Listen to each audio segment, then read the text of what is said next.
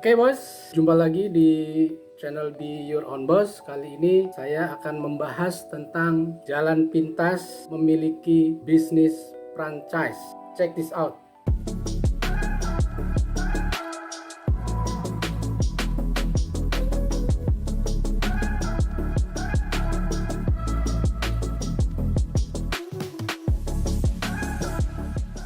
Oke teman-teman, bisnis franchise itu bukan bisnis yang murah. Karena apa? Karena kita membeli sistem. Jadi ketika kita membeli bisnis franchise, kita membeli sistem, sehingga sistem itulah yang bekerja untuk kita. Betul nggak? Masalahnya adalah bisnis franchise itu tidak murah. Saya pernah membeli franchise sebuah resto, itu franchise-nya itu 900 juta. Nah kemudian saya sewa di mall di Jakarta Selatan, mall cukup ternama, itu sewa 50 meter persegi.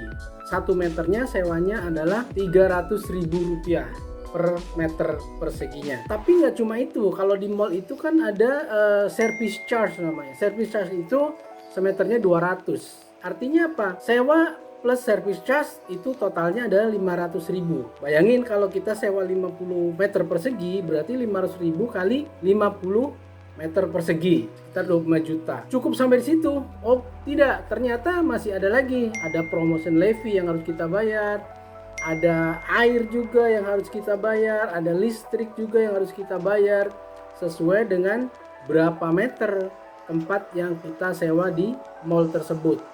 Oke, tidak cuma sampai di situ. Kontrak di mall itu biasanya kita kontraknya per 3 tahun kontraknya ya. Even bayarnya bulanan, jadi misalnya gini, setahun sewanya 25 juta, nanti akan dikalikan dengan 25 juta kali 12 kali 3. Jadi 25 juta sebulannya kali 12 ya, 12 bulan kali 3 tahun maksudnya. Berarti kan 25 juta setahunnya berapa? 300 juta ya, 300 juta. 300 juta kali 3, jadi 900 juta. Nah, kita harus naruh deposit di mall itu adalah 30%. Berarti 900 juta kali 30% sama dengan 300 juta. Jadi kita harus naruh deposit sebanyak 300 juta di mall itu untuk jaminan. Depositnya itu untuk jaminan. Nanti deposit itu tidak bisa diambil kalau kita berhenti sewa di tengah jalan gitu. Nah itu harus dipahami juga.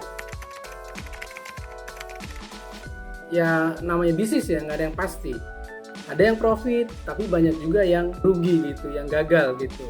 Nah itu dalam konteks bisnis franchise. Enaknya bisnis franchise memang semua sistem semua sudah disiapkan sama mereka. Makanya kalau memilih franchise itu juga harus yang benar-benar perusahaannya terpercaya, bonafide, dan brand awareness-nya sudah dikenal sama banyak orang atau banyak kalangan, banyak masyarakat. Tapi kalau teman-teman merasa bisnis franchise modalnya besar sekali ya dan belum tentu profit, iya kan? Ada jalan pintas untuk menjadi seorang franchisee. Anda teman-teman bisa bisnis network marketing. Nah bisnis network marketing ini juga kita hanya mengikuti sistem, sama juga kita sebenarnya membeli sistem dari perusahaan network marketing tersebut. Karena apa?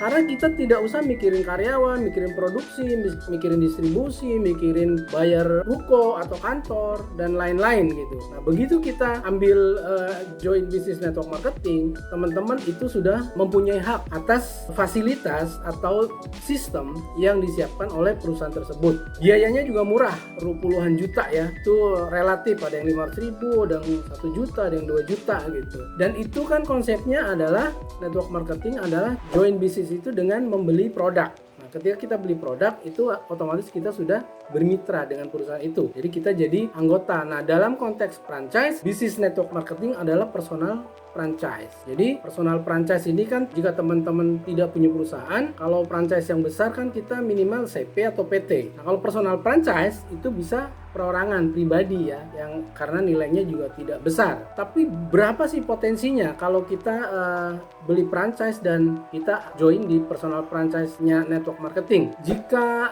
Anda gini, yang saya pernah alami adalah franchise itu 900 juta. Nanti ada renovasi di mall itu waktu itu habisnya 50 meter persegi itu sekitar 200 juta. Selain itu, tiap hari karena itu makanan, itu kita dapat suplai bahan baku. nanti kita juga harus bayar lagi itu. Nah pertanyaannya, kalau misalnya modalnya sekitar 1M misalnya modalnya, itu berapa hasil atau income yang harus didapatkan oleh toko kita atau restoran kita? Kalau 5 juta aja teman-teman, 5 juta kali 30 hari itu cuma 150 juta. Dan profit untuk makanan sebenarnya sekarang ini tidak bisa terlalu besar, paling sekitar 30 atau 20 sampai 30% sekarang ini. Beda mungkin dengan zaman dulu. Pertanyaannya adalah di mall itu ramenya cuma 2 hari teman-teman. Hari Sabtu dan hari Minggu. Itu dulu ya sebelum pandemi. Itu yang saya alami. Singkat cerita, kalau kita Sabtu dan Minggu aja ramenya, di 2 hari itu berapa omsetnya? Kalau misalnya 10 juta 2 hari aja 20 juta. Nah hari lainnya berapa gitu. Kalau yang saya alami dulu hari lainnya paling 2 juta, 3 juta. Itu sama sekali tidak nutup teman-teman. Dengan modal yang sebegitu besar, omsetnya tidak nutup. Kadang-kadang untuk bayar karyawan aja nombok, untuk sewa juga nombok. Jadi ya nggak selalu ceritanya selalu indah ya, selalu manis gitu. Mungkin banyak yang manis, tapi banyak juga teman-teman yang beli franchise malah jadi bermasalah ya. Lebih parah lagi kalau misalnya modalnya dari ngutang di bank. Itu akan sangat bermasalah. Jadi untuk mencari jalan pintas untuk memiliki bisnis franchise, kita bisa join di bisnis network marketing atau kita sebutnya personal franchise. Kenapa personal franchise? Karena gini, franchise, ketika kita beli franchise, bisa nggak kita menjual lagi ke orang lain franchise itu yang sudah kita beli? Tidak bisa. Tapi di bisnis network marketing atau personal franchise, ketika kita membeli personal franchise atau join jadi anggota atau member, kita bisa menjual lagi. Justru itulah kerjaannya. Kita mencari lagi pelanggan, kita menjual lagi ke orang lain. Sehingga apa? Sehingga kita jadi seolah-olah punya cabang. Cabangnya bisa banyak gitu. Dan tanpa modal yang harus kita keluarkan sendiri. Nanti yang ngeluarin modal adalah mitra kita, mitra yang baru kita. Betul nggak? Itulah sebenarnya lebih canggih. Itu personal franchise, lebih canggih. Risikonya nggak ada. Kenapa? Begitu kita join di bisnis personal franchise, itu kan kita dapat produk. Produknya wajar nggak? Produknya senilai itu nggak? Bermanfaat nggak? Kalau produknya wajar harganya, bermanfaat untuk kemaslahatan umat, apa yang salah? Nggak ada yang salah. Betul nggak? Justru ini adalah jalan pintas. Kalau modal kita untuk bisnis franchise itu terbatas. Begitu. Selain itu, untungnya personal franchise adalah kita bisa ngatur waktu. Risiko tadi hampir nggak ada. Bisa atur waktu kapanpun, dimanapun kita mau bekerja. Kita bisa tentukan sendiri. Tidak perlu bayar karyawan.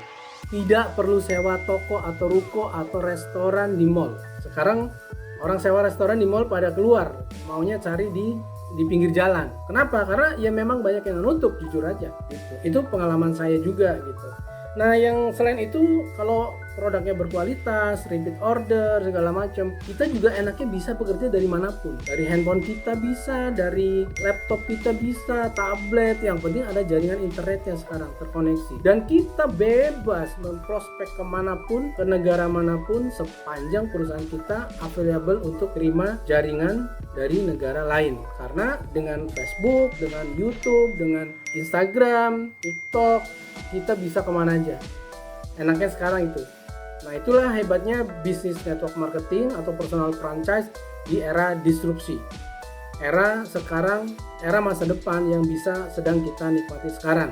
Nanti ada era baru lagi, mungkin 5-10 tahun lagi ada namanya era Metaverse. Itu yang sekarang ini sedang digagas oleh para disruptor ya di seluruh dunia, termasuk Facebook, Microsoft gitu. Nah, nanti kita ada di dunia maya yang bersumber dari atau representasi dari dunia nyata. Apalagi tuh Metaverse. Nanti kita akan bahas di lain video. Sekarang ini adalah kita bicara personal franchise, di mana kelebihan personal franchise adalah kita bisa menjadi franchisee sekaligus menjadi seorang franchisor. Aneh kan? Aneh, tapi ada. See you at the top. Be your own boss.